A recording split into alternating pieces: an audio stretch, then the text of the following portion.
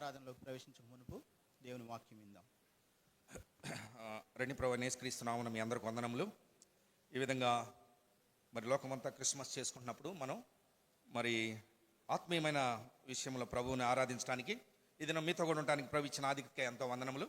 మనందరం కలిసి ఒక మాట చదువుకుందాం. మనందరం కలిసి లూకా సువార్త 2వ అధ్యాయము 11వ వచనం అందరం కలిసి చదువుదాం. Luke's gospel 2nd chapter 11th verse. లూకా సువార్త 2వ అధ్యాయము 11వ వచనం అందరం కలిసి చదువుకుందాం. దావీదు పట్టణమందు నేడు రక్షకుడు మీ కొరకు పుట్టి ఉన్నాడు, ఈయన ప్రభు అయిన క్రీస్తు. అదేవిధంగా 14వ వచనం కూడా చదువుదాం. 14వ వచనం, సర్వోన్నతమైన స్థలముల్లో దేవునికి మహిమయు, ఆయనకిష్టులైన మనుషులకు భూమి మీద సమాధానము కలుగునుగాక అని దేవుణ్ణి స్తోత్రము చేయుచుండెను. కనుక ఈ 14వ వచనంలో మనం చదివిన మాట, దేవదూతలు పరలోకం నుంచి వచ్చి వారు అక్కడున్న వారితో కలిసి దేవుణ్ణి ఆరాధించిన విధానం. అయితే మనం చదివిన 11వ మాటలో 11వ వచనంలో అక్కడే రాయబడింది, దావీదు పట్టణమందు నేడు అంటే ఎప్పుడు పుట్టాడు యేసుప్రభువారు? December 25 December 25. నేడు అంటే ప్రతిదినం క్రిస్మసే. అంటే ఏంటంటే ఎవరైతే ప్రభువును అంగీకరిస్తారో అదే నిజమైన క్రిస్మస్. అందుకే ప్రతి దినం కూడా అంగీకరించే వాళ్ళు ఉంటారు. అందుకని ఈ వచనాన్ని మనం ఏ రోజు చదివితే ఆ రోజే క్రిస్మస్.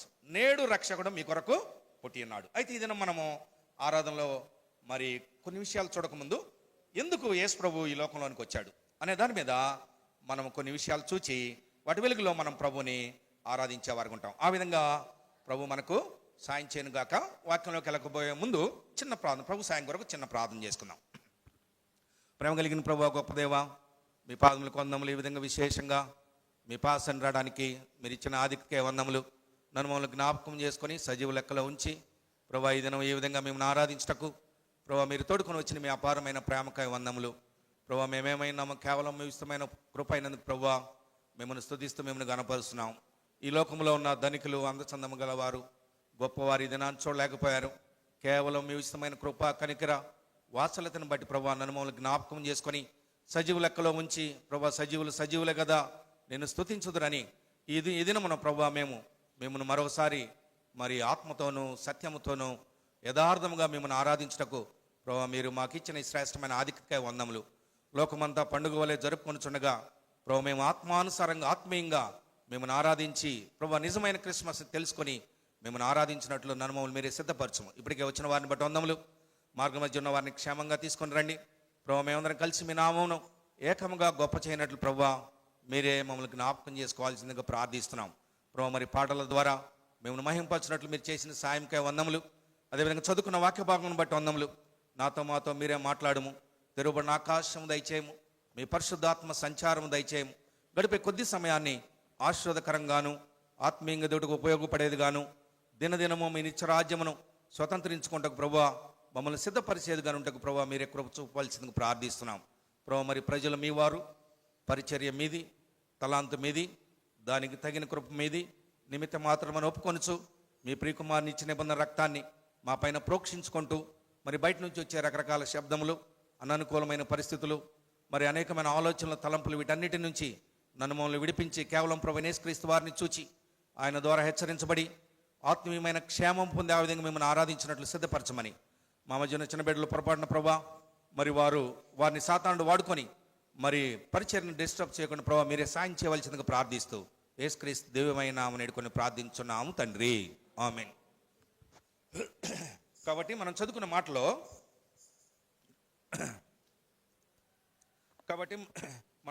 మాటలో మరి ఇక్కడ రాయబడిన మాట ఏంటంటే, దావీదు పట్టణమందు నేడు రక్షకుడు మన కొరకు పుట్టి ఉన్నాడు. కనుక ఇది లోకమంతా పండుగ జరుపుకుంటా ఉన్నారు.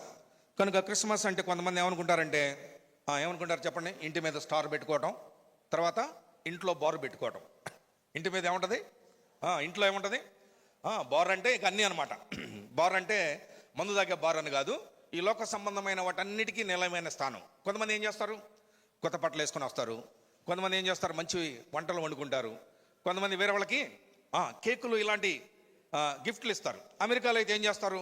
చాలామంది ఈ సంవత్సరం అంతా కష్టపడి డిసెంబర్ని థ్యాంక్స్ గివింగ్ మంత్ అంటారు. అంటే వాళ్ళు సంపాదించిన దాంట్లో కొద్దిగా పూర్ ప్రజలు ఎవరైతే ఉన్నారో ప్రభువుని నమ్ముకొని వాళ్ళకి లేని వారికి పంపించడానికి లక్షల కోట్ల రూపాయలు సంపాదిస్తారు. కనుక ప్రతి వారు కూడా, ఇది థ్యాంక్స్ గివింగ్ మంత్ అమెరికాలో, కనుక అమెరికా నుంచి ఆ విధంగా ఎన్నో డబ్బులు వస్తూ ఉంటాయి.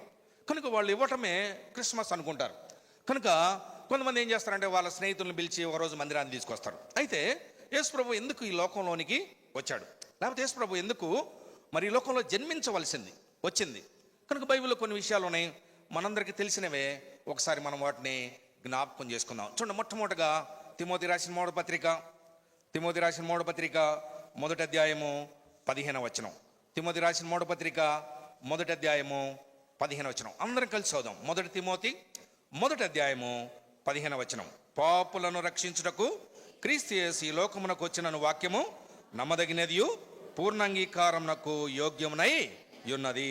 అట్టి వారిలో నేను ప్రధానుడను. చూడండి, అపొస్తలుడైన పౌలు ఏమంటున్నా అంటే అట్టి వారిలో నేను ప్రధానుడను. కింద వచనంలో మీరు చూస్తే ఆ ప్రధాన పాపినైనా అంటాడు. కనుక అపొస్తలుడైన పౌలు చాలా శ్రేష్టమైన వ్యక్తి. కానీ ఆయన దేవుని యొద్దకు వచ్చేసరికి ఆయన ఏమన్నా అంటే పాపులలో ప్రధానుడు అంటున్నాడు.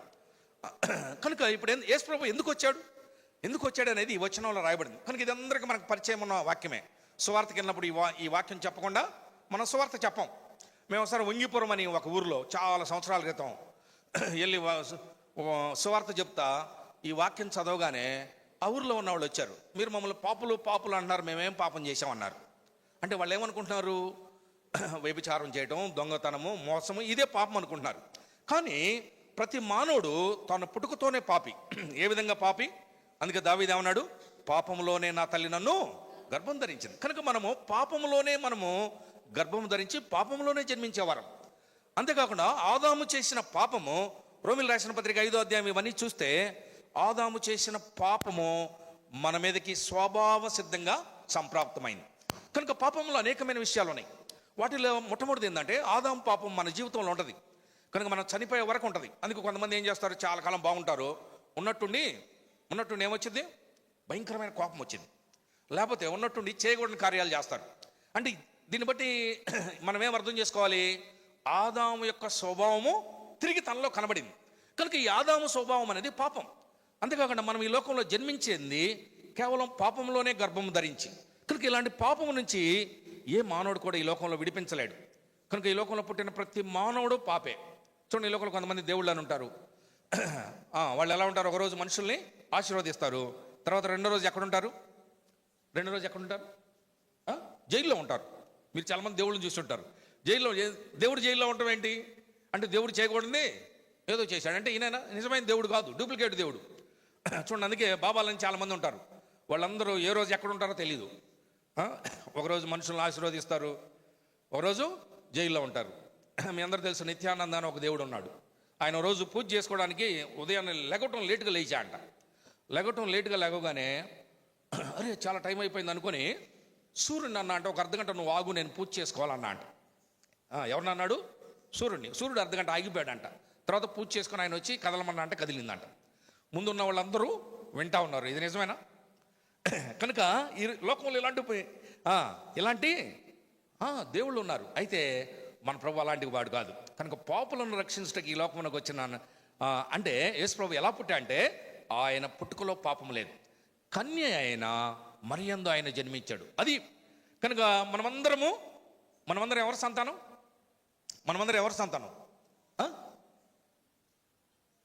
మనమందరం పురుష సంతానం.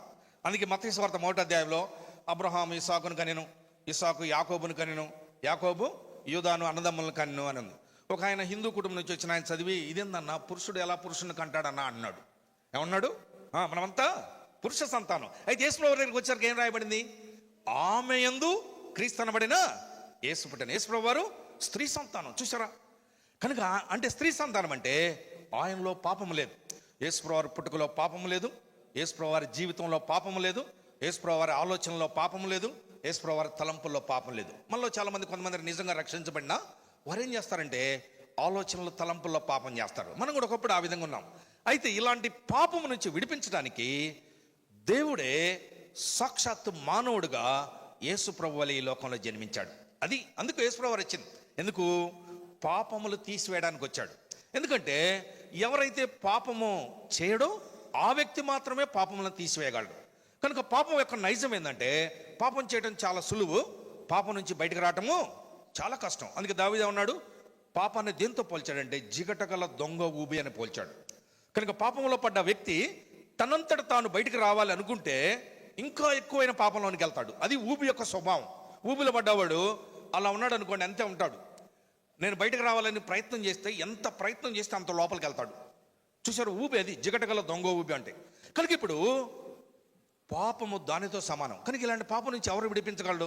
ఏ మానవుడు కూడా విడిపించలేడు. అందుకే దేవుడే మానవుని వలె ఈ లోకంలో పాపము లేకుండా జన్మించి ఆయన మన పాపములు తీసివేయడానికి ప్రత్యక్షమయ్యాడు. కనుక మనలో అనేకులు ఒకప్పుడు నానా విధమైన పాపములు చేసేవారు ఉన్నాం.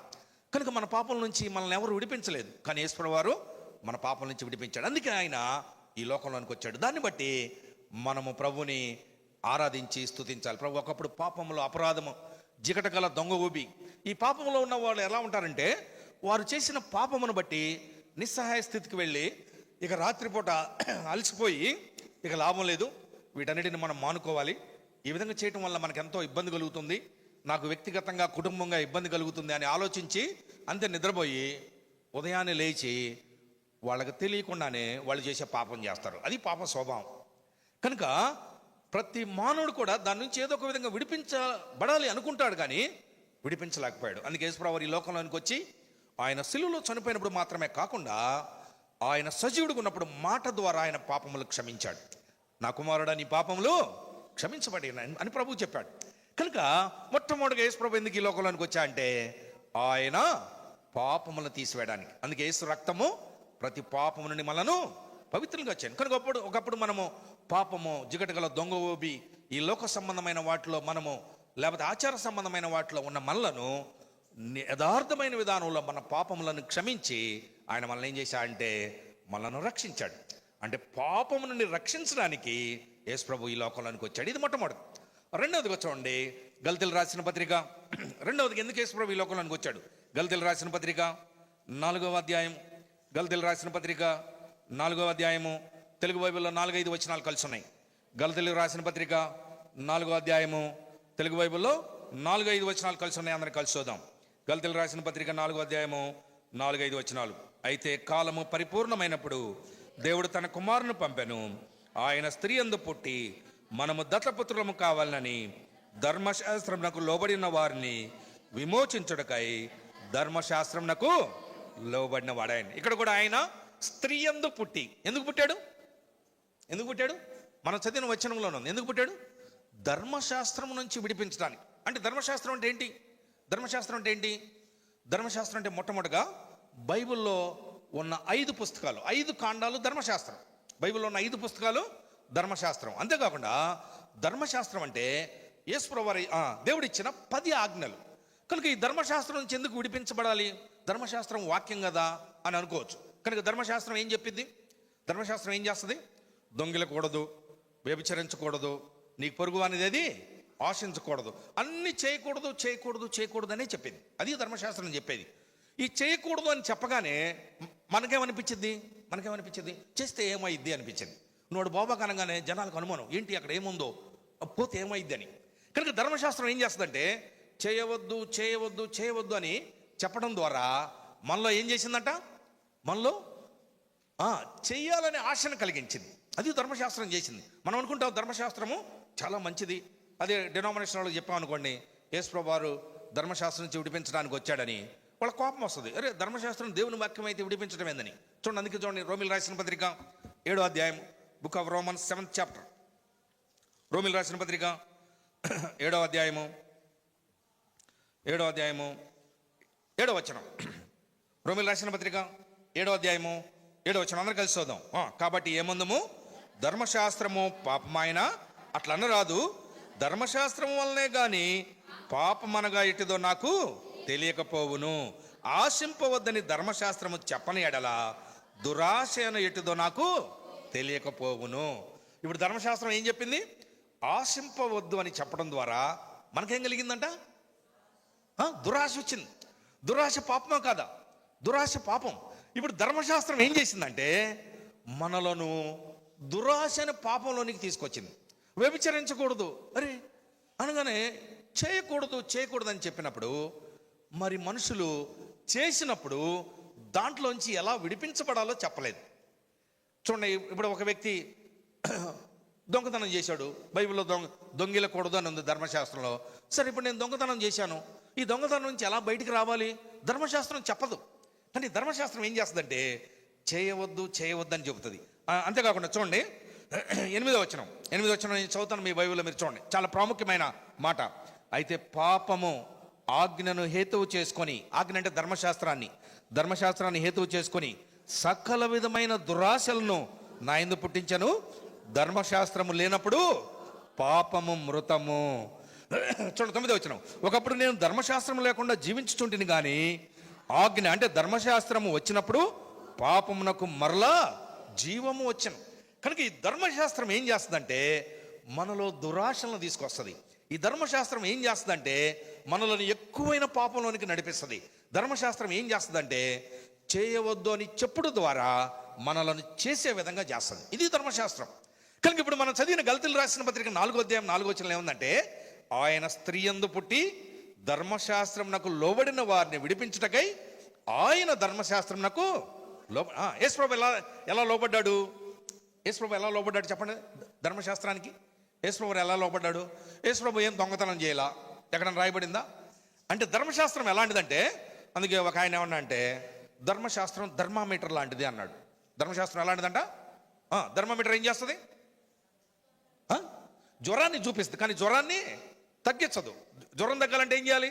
టాబ్లెట్ వేసుకోవాలి. కాబట్టి ఇప్పుడు థర్మామీటరు వాక్యం లాంటిది, ధర్మశాస్త్రం లాంటిది. యేసుప్రభు వారు మందు లాంటి వాడు. అది అక్కడ. కనుక ఇప్పుడు యేసుప్రభు వారు ఎందుకు వచ్చా అంటే ధర్మశాస్త్రం నుంచి విడిపించడానికి వచ్చాడు. ఆయన ఏ విధంగా విడిపించాడు? ఆయన లోబడి విడిపించాడు. ఆయన ఏ విధంగా లోబడ్డాడు? ఏ వ్యక్తి అయినా ధర్మశాస్త్రానికి తగిన విధంగా ఈ లోకంలో పుడితే ధర్మశాస్త్రం దానంతటా అదే నివృత్తి అయిపోయింది. ఇది మర్మం. కనుక యేసుప్రభు పుట్టే వరకు అందరూ కూడా పాపులే. యేసుప్రభు ఎప్పుడైతే జన్మించాడో ఆయన ధర్మశాస్త్రాన్ని అక్షరాల నెరవేర్చాడు. ఎందుకంటే తన జీవితంలో పాపము లేదు, లేకపోతే మోసం లేదు, లేకపోతే దుష్ట ఆలోచనలు లేవు. కాబట్టి ఇప్పుడు ధర్మశాస్త్రం ఆయన మీద పనిచేయదు. అందుకని ధర్మశాస్త్రం నివృత్తి అయిపోయింది. ఇప్పుడు ధర్మశాస్త్రం ఎప్పుడైతే తీసివేయబడిందో ధర్మశాస్త్రం మన మీద కూడా పనిచేయదు. చూడండి, ఇప్పుడు 8వ అధ్యాయము రోమీయులకు రాసిన పత్రిక 8వ అధ్యాయము మొదటి నుంచి 1-2 వచనాలు అందరూ చదువుదాం. రోమీయులకు రాసిన పత్రిక 8వ అధ్యాయము 1-2 వచనాలు. కాబట్టి ఇప్పుడు క్రీస్తు యేసునందున్న వారికి ఏ శిక్షా విధియు లేదు. క్రీస్తు యేసునందు జీవమునిచ్చు ఆత్మ యొక్క నియమము పాప మరణ నియమముల నుండి నన్ను విడిపించను. ఎట్లనగా ధర్మశాస్త్రము దేనిని చేయజాలకపోయినో దానిని దేవుడు చేశాను. కనుక యేసుప్రభు ఎందుకు వచ్చాడు? రెండోదిగా ధర్మశాస్త్రం నుంచి విడిపించడానికి వచ్చాడు. యేసుప్రభు ఎందుకు వచ్చాడు? ధర్మశాస్త్రము దేనిని చేయజాలకపోయినో దాన్ని మన జీవితంలో చేయడానికి వచ్చాడు. అంటే ఒక మాటలో చెప్పాలంటే ఆయన ధర్మశాస్త్రం నుంచి మనల్ని విడిపించడానికి వచ్చాడు. ఎప్పుడైతే మనం ధర్మశాస్త్రం కింద ఉండమో మనము దేని కింద మనం ఉంటాము? కృప కింద ఉంటాం. చూడండి, ఇదే రోమీయులకు రాసిన పత్రిక 6వ అధ్యాయము 6వ అధ్యాయం 14 వచనం. రోమీయులకు రాసిన పత్రిక 6వ అధ్యాయము 14 వచనం. అందరూ కలిసి చదువు. రోమా 6:14. మీరు కృపకే గాని ధర్మశాస్త్రమునకు లోనైన వారు కారు గనుక పాపము మీ మీద ప్రభుత్వము చేయదు. కనుక ఈ ధర్మశాస్త్రము ఇక మన మీద ప్రభుత్వం చేయదు. కనుక మనము దేనికి పాత్రం అయిపోయాం? కృపకు పాత్రం అయిపోయాం. కనుక ఈ ధర్మశాస్త్రం ఉన్నంత కాలము పాపం ఏం చేస్తుందంటే మన పైన ప్రభుత్వం చేస్తూ ఉంటుంది. లేకపోతే ఈ ధర్మశాస్త్రం ఉన్నంత కాలము ఏదో ఒక విధంగా మనం పాపంలో నడిపించబడే వారుగా ఉన్నాం. అందుకే ఇప్పుడు చూడండి, జ్వరం వచ్చినప్పుడు టాబ్లెట్ వేసుకుంటే తగ్గిద్ది. అదే మలేరియా జ్వరం వచ్చిందనుకోండి, టాబ్లెట్ వేసుకుంటే ఏమైద్ది? జ్వరం తగ్గిద్ది, మళ్ళీ జ్వరం వస్తూ ఉంటుంది. అదే మలేరియాకు మందు వేసుకున్నాం అనుకోండి, జ్వరానికి వేసుకోకుండా, ఇక జ్వరమే రాదు. అలా ధర్మశాస్త్రాన్ని యేసుప్రభు ఏం చేశాడంటే తీసివేశాడు. ఆయన మొట్టమొదటిగా ఎందుకు వచ్చాడు ఈ లోకంలోనికి? పాపుల నుండి అంటే మన పాపం నుంచి రక్షించడానికి వచ్చాడు. రెండవది ఎందుకు వచ్చాడు? ధర్మశాస్త్రం నుంచి విడిపించడానికి వచ్చాడు. ఇది రెండవది. మూడవదిగా చూడండి, మొదటి యోహాను పత్రిక 1 జాన్ మొదటి యోహాను పత్రిక 3వ అధ్యాయము 8వ వచనం అందరం కలిసి చదువుదాం. మొదటి యోహాను పత్రిక 3వ అధ్యాయము 8వ వచనం. అందరు కలిసి చదుదాం. అపవాది మొదటి నుండి పాపం చేయుచున్నాడు గనుక పాపం చేయువాడు అపవాది సంబంధి. అపవాది యొక్క క్రియలను లయపరచుటకే దేవుని కుమారుడు ప్రత్యక్షమాయను. చూసారు అక్కడ చివరిలో ఎవరు రాయబడింది? ఆయన ప్రత్యక్షమాయుడు. అపవాది క్రియలను లయపరచుటకు దేవుని కుమారుడు ప్రత్యక్షమాయుడు. మూడవది ఎందుకు వచ్చా అంటే అపవాది క్రియలు అంటే సాతాను క్రియలు. కనుక ఈ పైన స్టార్టింగ్లో ఏం రాయబడింది? అపవాది మొదటి నుండి పాపం చేయించున్నాడు కనుక పాపము చేయవాడు అపవాది సంబంధి. మారుమనసు పొందిన వాళ్ళు పాపం చేస్తారా చేయరా? మారుమనసు పొందిన వాళ్ళు పాపం చేస్తారా చేయరా? చేస్తారా చేయరా?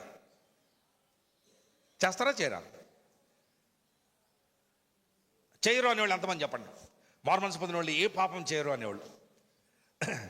All Christians are secret sinners. ఎలాంటి వాళ్ళు? క్రైస్తవులు ఎలా పాపం చేస్తారు? రహస్యంగా పాపం చేస్తారు. నేను ఒకసారి ఒక ఎల్డర్ ఇంటికి వెళ్తే ఎల్డర్ కొడుకు తలుపు గట్టిగా పెట్టుకొని గడిపెట్టి ఇంగ్లీష్ మూవీ చూస్తున్నాడు. ఏం చూస్తున్నాడు? ఇంగ్లీష్ మూవీస్ పెద్ద సౌండ్ పెట్టి. అంటే మామూలు సౌండ్ పెడితే ఆయనకి ఆనట్లేదు, పెద్ద సౌండ్ పెట్టి చూస్తున్నాడు. నేను బెల్ల కొట్టగానే ఎవడో పాలోడో కూరగాయలోడో అని డోర్ తీశాడు. డోర్ తీయగానే ఏముంది? అరే ఇంగ్లీష్ మూవీ, ఏంది ఇంగ్లీష్ మూవీ చూస్తున్నావు అన్నాడు. అనగానే ఆయన అన్నాడు, నాకు ఇంగ్లీష్ అర్థం కాదన్న, ఊరికి బొమ్మలు చూస్తున్నాను అన్నాడు. ఏమన్నాడు? నాకు ఇంగ్లీష్ అర్థం కాదు, బొమ్మలు చూడటం తప్పు కదా, వాల్ పోస్టులు కనపడతా ఉంటాయి, అది కూడా పాపమే. కనుక రక్షించబడిన వారు పాపము చేయకుండా ఉండేవాళ్ళు ఉంటారు, పాపము చేసేవాళ్ళు ఉంటారు. పాపము చేయడానికి ఎక్కువ మరి సాతానుడు ఏం చేస్తా అంటే ఏదో ఒక విధంగా పాపంలో పడేస్తాడు. మళ్ళీ పాపంలో పడేసి నువ్వు పాపం చేసావు కాబట్టి నువ్వు ఇంకా మార్మన్స్ పొందలేదు అంటాడు. అంటానికి పాపం చేపిస్తాడు. ఎలా అంటానికి పాపాన్ని ఎలా చేపిస్తాడు?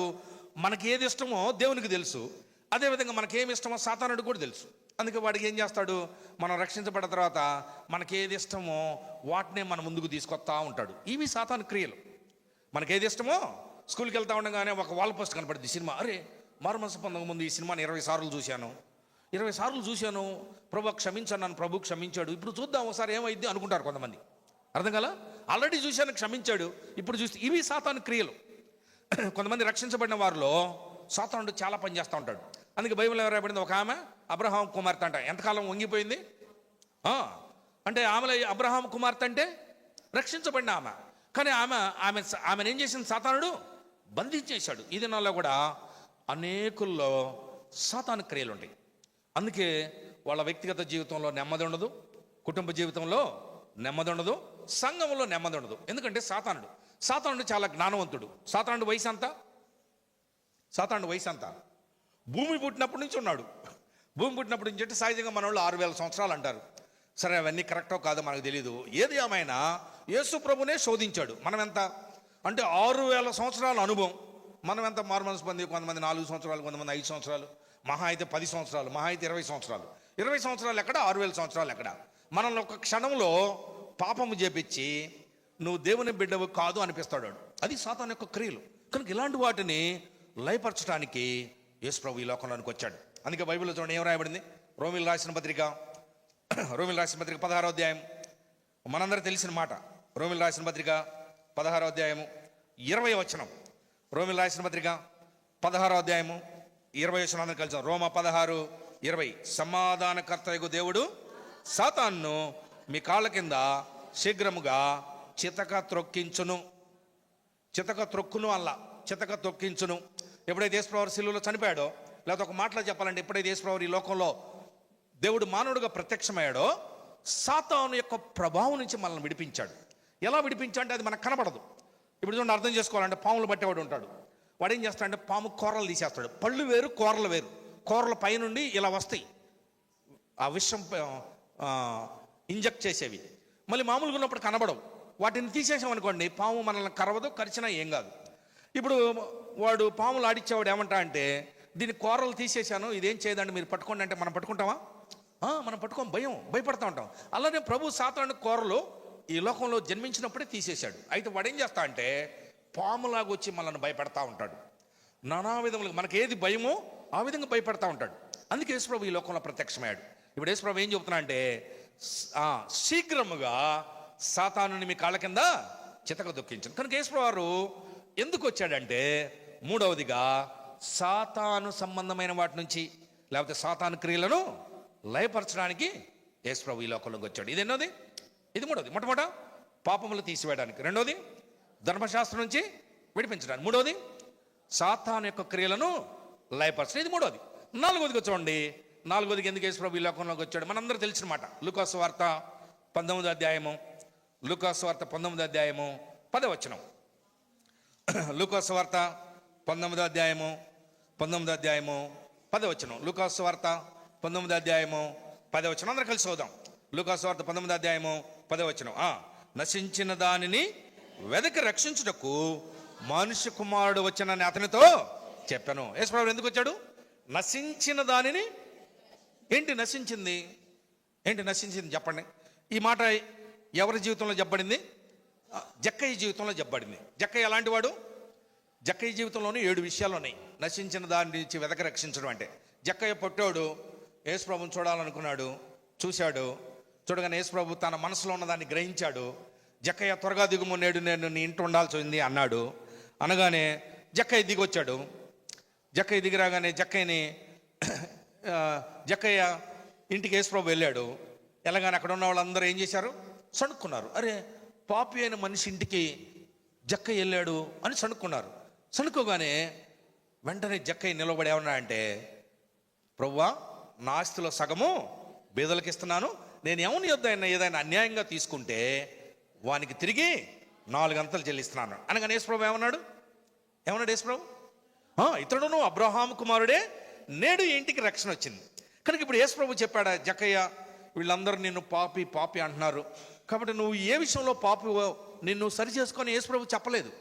కనుక యేసుప్రభు తన ఇంటికి వెళ్ళడం వలన తనకు నిజమైన మేలు అనేది కలగలేదు.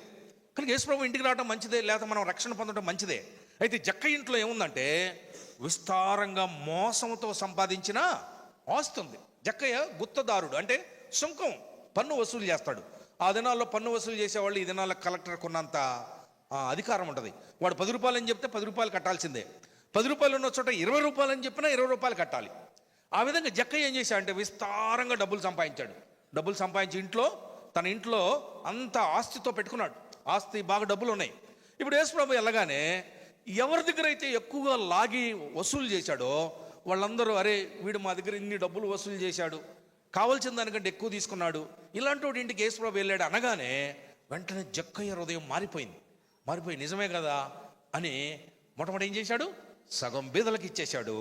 తర్వాత ఎవరి ఏదైతే అన్యాయంగా తీసుకున్నాడో వాళ్ళకి 4 అంతలు చెల్లించాడు. అంటే నశించిన దానిని వెదకి రక్షించడం అంటే, మనలో ప్రభు ఉన్నాడు, మన ఇంట్లో ప్రభు ఉన్నాడు, కానీ ప్రభువుకి ఇష్టం లేనిది ఏదో మన ఇంట్లో ఉంది. అలాంటి వాటి నుంచి విడిపించడానికి కొంతమంది ఇంట్లో భార్య భర్త కొట్టుకుంటూ ఉంటారు. కొంతమంది నర్సులుగా పనిచేసే వాళ్ళు హాస్పిటల్లో ఉన్న ట్యాబ్లెట్లు అన్నీ తెచ్చి వాళ్ళ ఇంట్లో పెడతారు. లేకపోతే కొంతమంది లంచం తీసుకొని రకరకాల వస్తువులు కొంటారు. ఇవన్నీ కూడా మనం రక్షించబడిన మనల్ని నాశనానికి తీసుకెళ్తాయి. అందుకని యేసుప్రభు ఈ లోకంలోనికి వచ్చాడు. దేనికి వచ్చాడు? నశించిన దానిని. ఇప్పుడు జక్కయ్య యేసుప్రభు చెప్పకుండానే, ప్రభువా, ఎప్పుడైతే ఈ మాట అన్నాడో, నా ఆస్తిలో సగం బేదలకు ఇస్తున్నాను, ఎవని ఏదైతే అన్యాయంగా తీసుకున్నానో 4 అంతలు చెల్లిస్తున్నాను అనగానే అప్పుడు యేసుప్రభు అన్నాడు, ఇతడును అబ్రహాము కుమారుడే, నేడు ఇంటికి రక్షణ వచ్చినది. నశించిన దాన్ని వెదకి రక్షించుటకు మనిషి కుమారుడు వచ్చాను. కాబట్టి మన ఇంటికి ఇప్పుడు రక్షణ వచ్చిందా రాలేదా? మన ఇంట్లో ఏమైనా ఉన్నాయా ఇంకా యేసుప్రభుకి ఇష్టం లేని? అవన్నీ పెట్టి మనం క్రిస్మస్ చేసుకున్నా మనకు ఉపయోగం లేదు. యేసుప్రభు ఎందుకు వచ్చాడంటే నశించిన దానిని వెదకి రక్షించడానికి ఆయన ఈ లోకంలోకి వచ్చాడు. ఇది 4వది. మొట్టమొదటి పాపం నుంచి తీసివేయడానికి వచ్చాడు. 2వది ధర్మశాస్త్రం నుంచి విడిపించడానికి వచ్చాడు. 3వది సాతాను యొక్క క్రియలను లయపరచడానికి వచ్చాడు. 4వది మన ఇంటిలో దేవునికి ఇష్టం లేని వాటిని తీసివేసి దేవునికి మహిమకరంగా, అంటే నశించిన దాన్ని వెదకి రక్షించడానికి ఆయన ఈ లోకంలోనికి వచ్చాడు. ఇది 4వది. 5వదిగా చూడండి. దానియేలు గ్రంథము 9వ అధ్యాయం. దానియేలు గ్రంథము 9వ అధ్యాయము. దానియేలు గ్రంథము 9వ అధ్యాయము 9వ అధ్యాయము 24వ వచనం నేను చదువుతాను, మీ బైబిల్ మీరు చూడండి. దానియేలు గ్రంథము 9వ అధ్యాయము 24వ వచనం. తిరుగుబాటును మాన్పుటకును, పాపమును నివారణ చేయుటకును, దోషము నిమిత్తము ప్రాయశ్చిత్తము చేయుటకును, యుగాంతం వరకు ఉండునట్టు నీతిని బయలుపరచుటకును, దర్శనమును ప్రవచనమును ముద్రించుటకును, అతి పరిశుద్ధ స్థలమును అభిషేకించుటకును, నీ జనమునకును పరిశుద్ధ పట్టణమునకును 70 వారములు విధింపబడెను. 25వ వచనం, యెరూషలేము మరలా కట్టించవచ్చునని ఆజ్ఞ బయలుదేరిన సమయం మొదలుకొని అభిషిక్తుడగు అధిపతి వచ్చు వరకు. అభిషిక్తుడు అని ఒకటే కింద ఫుట్ నోట్లో ఏం రాయబడిందంటే మెస్సయ్య అని రాయబడింది. చూడండి, పాత నిబంధన కాలంలోనే దావీదు గ్రంథంలోనే యేసుప్రభు గురించి రాయబడింది. అభిషిక్తుడు అంటే మెస్సయ్య అని రాయబడింది. ఇప్పుడు మెస్సయ్య ఏం చేస్తాడంట? 26వ వచనం అందరం కలిసి చూద్దాం. 26వ వచనం, ఈ 62 వారములు జరిగిన పిమ్మట ఏమీ లేకుండా అభిషిక్తుడు నిర్మూలము చేయబడును. అంటే అభిషిక్తుడు చనిపోతాడు, అంటే మెస్సయ్య చనిపోతాడు.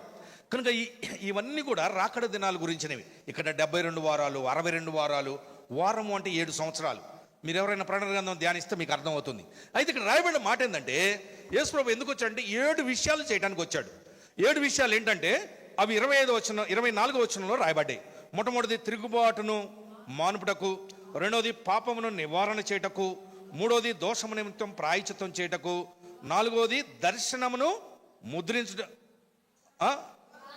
యుగాంతం వరకు నీతిని బయలుపరచడానికి 4, 5 దర్శనాన్ని ముద్రించడానికి, 6 ప్రవచనాన్ని ముద్రించడానికి. అవి 2 ఒకేసారి రాయబడ్డాయి. దర్శనమును ప్రవచనమును ముద్రించుటకు 5 దర్శనము, 6 ప్రవచనం ముద్రించుటకు. 7వది అతి పరిశుద్ధ స్థలమును అభిషేకించడం. ఏంటి అతి పరిశుద్ధ స్థలాన్ని అభిషేకించడం? అతి పరిశుద్ధ స్థలంలో ఏముంటుంది? అతి పరిశుద్ధ స్థలంలో మొట్టమొదటి మందసం ఉంటుంది. మందసం పైన కరుణాపీఠం ఉంటుంది. కరుణాపీఠం పైన 2 కెరూబులు ఉంటాయి. ఇది అతి పరిశుద్ధ స్థలంలో ఉండేది. మోస్ట్ హోలీ అంటారు. అక్కడికి ఎవరు వెళ్ళలేరు. ఆ ప్రదేశాన్ని అభిషేకించడానికి వచ్చాడు. అందుకే మీరు బైబిల్లో క్షుణ్ణంగా చదివితే మరి అబ్రహాము ఇస్సాకును బలర్పించిన మోరియా పర్వతము, తర్వాత మరి దావీదు మహారాజు దేవుని మందిరానికి కొన్న కళ్ళము, తర్వాత యేసుప్రభు వారు సిలువ వేయబడిన గొల్గొతా కొండ, సొలొమోను దానికంటే ముందు సొలొమోను మందిరం కట్టించిన స్థలము, తర్వాత యేసుప్రభు సిలువ వేయబడిన స్థలము, ఇవన్నీ కూడా ఒకటే. అంటే సిలువ కింద మందసం ఉంది. ఇవన్నీ మనకు బైబిల్లో రాయబడలేదు. కనుక ఇక్కడ అతి పరిశుద్ధ స్థలమును అభిషేకించటం, అయితే దానికి బైబిల్లో నిదర్శనం ఉంది. ఇప్పుడు ఎప్పుడైతే యేసుప్రభు సిలువలో చనిపోయాడో ఆ రక్తం సిలువ మీదుగా కారి మందసం మీద పడిందంట. అది చరిత్రకారులు చెప్పేది. ఆ సిలువ కింద మందసం ఉంది గర్భాలయంలో. అతి పరిశుద్ధ స్థలమును అభిషేకించడానికి వచ్చాడు. అభిషక్తుడు నిర్మూలన చేయబడను. ఇప్పుడు యేసుప్రభు ఎందుకు వచ్చాడంటే అతి పరిశుద్ధ స్థలమును అభిషేకించాలి. అతి పరిశుద్ధ స్థలమును అభిషేకించడానికి ఇంతకుముందు ఏం జరిగేది? పాత నిబంధన కాలంలో ప్రధాన యాజకుడు తనది కాని రక్తము తీసుకొని సంవత్సరానికి ఒక్కసారి వెళ్ళి అతి పరిశుద్ధ స్థలంలో బలర్పించాలి. ఈ విధంగా చేయటం వల్ల ఏటేటా పాపాలు జ్ఞాపకం వస్తా ఉన్నాయి. చూడండి, హెబ్రీయులు రాసిన పత్రిక 2-3 వచనాలు చదువుదాం, మనకి అది స్పష్టంగా అర్థమైంది. హెబ్రీయులు రాసిన పత్రిక 9వ అధ్యాయము, హెబ్రీయులు రాసిన పత్రిక 9వ అధ్యాయము 9వ వచనం. మొట్టమొదటిగా హెబ్రీయులు రాసిన పత్రిక 9వ అధ్యాయము 9వ వచనం, ఆ గుడారము ప్రస్తుత కాలమునకు ఉపమానముగా ఉన్నది. ఉపమానార్థమును బట్టి మనస్సాక్షి విషయంలో ఆరాధకునికి సంపూర్ణ సిద్ధి కలుగజేయలేని అర్పణలను బలులను అర్పింపబడుచున్నవి. ఆరాధకునికి సంపూర్ణ సిద్ధి కలగట్లేదు. ఆ గుడారం అంటే ప్రత్యక్ష గుడారము, అందులో అనేకమైన వస్తువులు, వాటిల్లో అతి పరిశుద్ధ స్థలం. ఈ గుడారం ఉన్నంత వరకు ఆరాధకునికి ఏం కలగట్లేదు? సంపూర్ణ సిద్ధి కలగట్లేదు. ఎందుకు కలగట్లేదు? చూడండి, 10వ వచనం మొదటి నుంచి నేను చదువుతాను, మీ బైబిల్లో మీరు చూడండి. ధర్మశాస్త్రము రాబోచున్న మేలుల ఛాయగలదే గాని ఆ వస్తువుల నిజ స్వరూపము కలది కాదు. గనుక ఆ యాజకులు ఏటేటా ఎడతెగకుండా అర్పించు ఒక్కటే విధమైన బలులు వాటిని తెచ్చువారికి ఎన్నడనే సంపూర్ణ సిద్ధి కలుగ చేయనేరవు. అలాగూ చేయగలిగిన ఎడల సేవించువారు ఒక్కసారి శుద్ధపరచబడిన తర్వాత వారి మనస్సాక్షి పాప జ్ఞప్తి ఎక్కడనూ ఉండదు గనుక అర్పించుట మానుదురు కదా. 3వ వచనం అందరూ చదువుదాం. అయితే ఆ బలులు అర్పించుట చేత ఏటేటా పాపములు జ్ఞాపకమునకు వచ్చుచున్నవి. కనుక పాపానికి నివృత్తే కలగట్లేదు, ఆరాధకునికి సంపూర్ణ సిద్ధి కలగట్లేదు పాత నిబంధన కాలంలో ఉన్న బలుల ద్వారా. ఇప్పుడు యేసుప్రభు ఎలా అతి పరిశుద్ధ స్థలాన్ని అభిషేకించాడు చూడండి. అందరం కలిసి 12వ వచనం, ఇదే 9వ అధ్యాయం 12వ వచనం. మేకల యొక్కయు కోడల యొక్కయు రక్తముతో కాక తన స్వరక్తముతో ఒక్కసారి పరిశుద్ధ స్థలంలో ప్రవేశించను. ఇప్పుడు ఏం జరిగింది? ఆయన ఆ విధంగా ప్రవేశించడం ద్వారా చూడండి 14 వచనం నిత్యుదగు ఆత్మ ద్వారా తను తాను దేవునికి నిర్దోషినిగా అర్పించుకొనిన క్రీస్తు యొక్క రక్తము నిర్జీవ క్రియలను విడిచి జీవగల దేవుని సేవించుటకు మీ మనస్సాక్షిని ఎంతో ఎక్కువగా శుద్ధి చేయను. అది అంటే ఒక మాటలో చెప్పాలంటే యేసు ప్రభు ఎందుకు వచ్చాడంటే అతి పరిశుద్ధ స్థలాన్ని అభిషేకించడానికి వచ్చాడు. దానివల్ల మనకేం కలిగిందంటే ఆరాధికునికి సంపూర్ణ సిద్ధి కలిగింది. అది కనుక ఇప్పుడు మనం ఇక పాపము మన పైన ప్రభుత్వం చేయదు. మనం ఒకసారి ఒప్పుకున్న పాపం మనకు జ్ఞాపకం రాదు. మనమే రాజులము యాజకులం అయిపోయాం. యేసు ప్రభువు వారు అతి పరిశుద్ధ స్థలాన్ని అభిషేకించడం ద్వారా, అందుకే పేతురు రాసిన పత్రికలో ఏముంది? రాజులైన యాజక సమూహం. చూడండి ఆ మాట చదువుదాం. పేతురు రాసిన మొదటి పత్రిక 2వ అధ్యాయము, పేతురు రాసిన మొదటి పత్రిక 2వ అధ్యాయము 9వ వచనం. పేతురు రాసిన మొదటి పత్రిక 2వ అధ్యాయము 9వ వచనం. అయితే మీరు చీకట్లో నుండి ఆశ్చర్యకరమైన తన వెలుగులోనికి మిమ్మల్ని పిలిచిన వాని గుణాతిశయములను ప్రచురం చేయ నిమిత్తము ఏర్పరచబడిన వంశమును, రాజులైన యాజక సమూహమును, పరిశుద్ధ జనమును, దేవుని సొత్తు అయిన ప్రజలనై ఉన్నారు. మనలను ఇన్ని విధాలుగా చేయడానికి యేసు ప్రభు ఈ లోకంలోనికి వచ్చాడు. ఈ లోకంలోనికి వచ్చి ఆయన అతి పరిశుద్ధ స్థలమును అభిషేకించాడు. ఒక మాటలో చెప్పాలంటే ఆరాధికునికి సంపూర్ణ సిద్ధి కలుగు చేశాడు. కనుక 5వదిగా ఆయన ఈ లోకంలో ఎందుకు వచ్చాడంటే అతి పరిశుద్ధ స్థలాన్ని అభిషేకించడానికి, ఆరాధికునికి సంపూర్ణ సిద్ధి కలుగు చేయడం. ఇది 5వది. 6వదిగా చూడండి. మత్తయి సువార్త 20వ అధ్యాయము, మత్తయి సువార్త 20వ అధ్యాయము 28వ వచనం కలిసి చూద్దాం. మత్తయి సువార్త 20వ అధ్యాయము, మనందరికి తెలిసిన మాట ఇది. మత్తయి సువార్త 20వ అధ్యాయము 28వ వచనం. మత్తయి సువార్త 20వ అధ్యాయము 28వ వచనం. అలాగే మనుష్య కుమారుడు పరిచారము చేయించుకుంటకు రాలేదు కానీ పరిచారము చేయుటకును అనేకులకు ప్రతిగా విమోచన క్రయధనముగా తన ప్రాణమునిచ్చుటకు వచ్చను. మనిషి కుమారుడు ఎందుకు వచ్చాడు ఈ లోకంలో రాయబడి? ఎందుకు వచ్చాడంట? మనకు పరిచర్య చేయడానికి. అరే ప్రభు మనకి ఎలా పరిచర్య చేస్తున్నాడు చూడండి. మనకు తెలియకుండా అనేకమైన సార్లు యాక్సిడెంట్లు అయ్యాయి. ప్రభు మనకి పరిచర్య చేస్తూ రహస్యంగా వాటి నుంచి విడిపించాడు. కనుక మనకు వచ్చే అపాయాల నుంచి విడిపించాడు, లేకపోతే మనకు వచ్చే అనారోగ్యం నుంచి విడిపించాడు, మనకు వచ్చే నానా విధమైన సమస్యలు, కష్టాలు మనకు తెలియకుండా ఆయన